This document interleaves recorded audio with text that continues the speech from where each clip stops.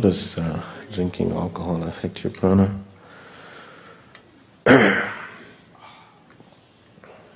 See,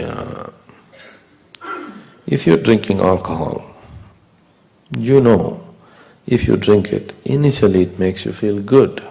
The goodness of alcohol is coming because it loosens you up a little bit. You are so uptight that you can't even sing in the bathroom.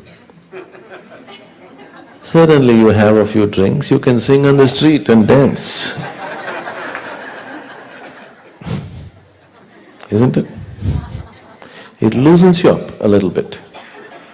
So if you're so uptight, alcohol loosens you a little bit, and that's great freedom. That's a lot of freedom in a person, that he feels little more flexible within himself. He feels like he's free. That is the attraction of alcohol.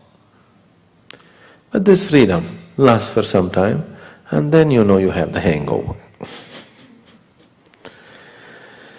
So what the alcohol is doing to you is, it is dulling certain aspects of you which are constantly troublemakers for you, creating tension, agitation, nonsense, suspicion, this, that.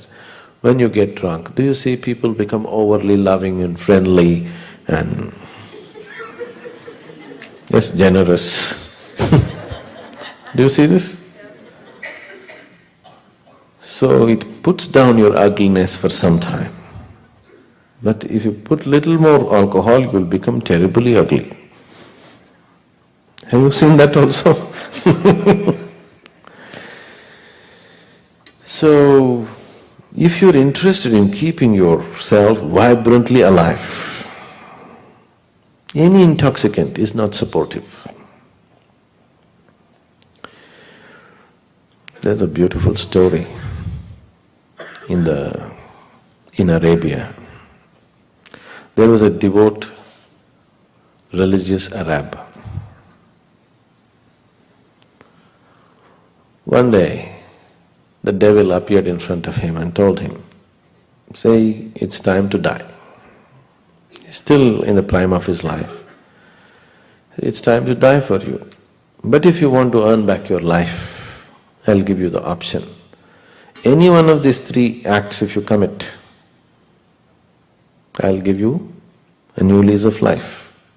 One is, you must kill your devout servant. He has a very devout, faithful servant. You must kill him. Or you must beat up your wife. Or you must drink wine. The devout Arab is not supposed to do any of these three things. Then he said, how can I kill my devout servant? He is so faithful to me. I cannot kill him. Such a thing is not possible. And how ridiculous. How can I abuse my wife? I cannot beat her. Okay, let me drink the wine. So he drank the wine. Once he drank the wine, he got inebriated, and anyway he beat up his wife. And the servant came to protect the wife and he killed him.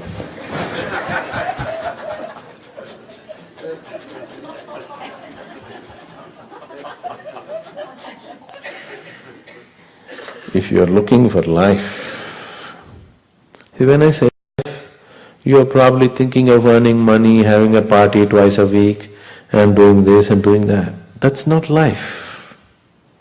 That's an arrangement that you made. All these arrangements in your life you made because you thought if you have all these arrangements, you can live joyfully, isn't it? Isn't it so? Yes? Why all these arrangements? Why all this husband, wife, children, friends, family, club, golf, this, that, everything?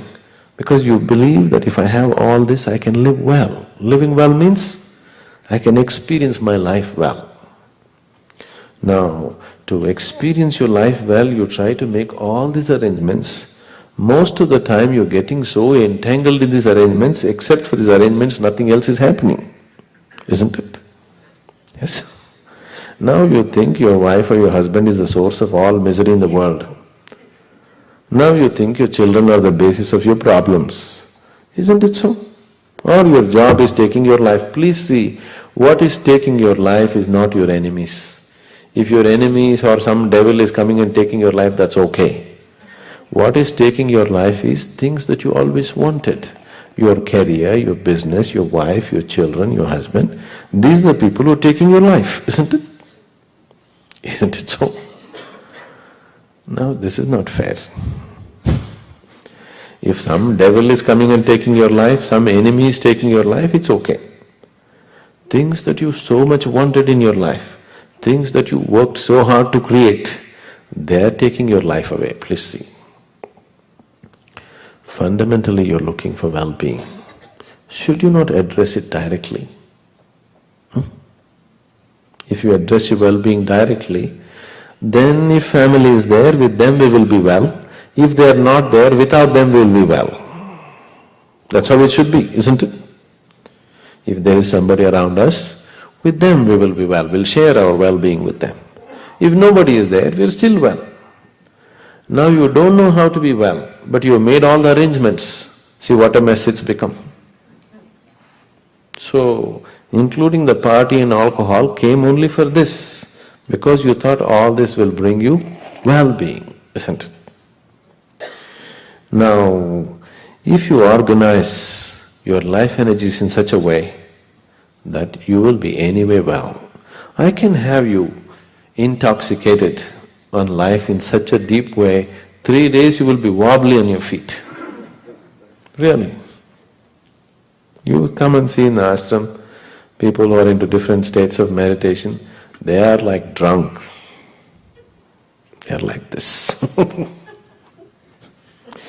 People, there was a time when people thought something is happening in this ashram. What is happening? There are no gates to the ashram, anybody can come. But they don't come. They go sit on the mountains with binoculars, they're watching. What's happening? And people are in different states of ecstasy, they're going crazy by themselves. Oh, they're all taking some kind of drug. Some secret drug, huh? Not at all. Such a thing will never happen. Such a thing will never happen. I am always totally drunk. If you look into my eyes, you will see I am all the time absolutely drunk. But am I balanced enough to handle the reality? So you can be like this, all the time pissed drunk. But totally balanced. If you want to let go, you can let go. If you don't want… So if you're inebriated like this all the time with life, instead of wine, I'm talking about why don't you get inebriated with D-wine?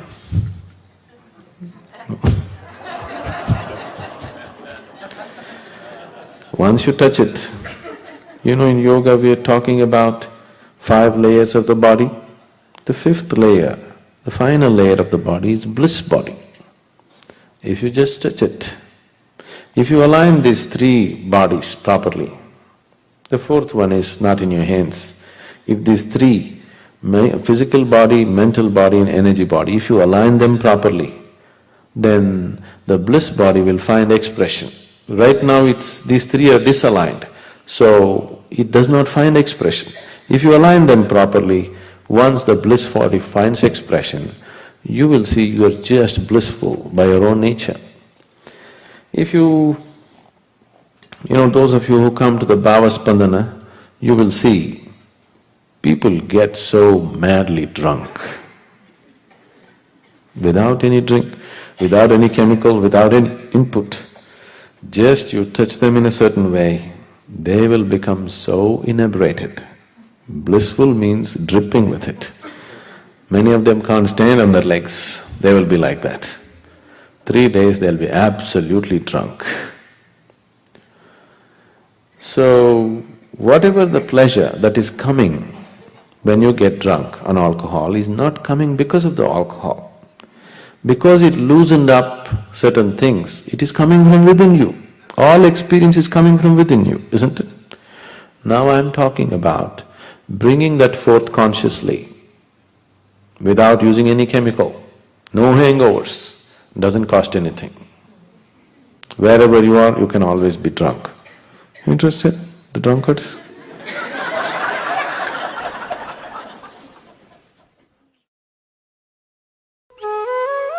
For more on Sadhguru, visit www.ishafoundation.org.